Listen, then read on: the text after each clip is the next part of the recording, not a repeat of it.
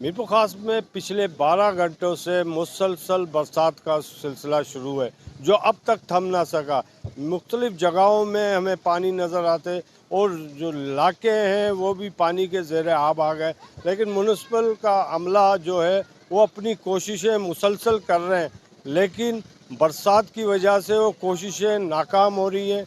कई मशीनें चल रही हैं तो कई बरसात की वजह से मशीनों में पानी जाने की वजह से मशीनें बंद हो रही है। मीरपुर खास के जो इलाके हैं, सिकलाई टाउन है, हीराबाद है, पाक कॉलोनी, माजिद कॉलोनी और ऐसे कई इलाके जो ज़ेर आब आ चुके हैं और वहाँ से पानी निकालना बहुत मुश्किल हो रहा है।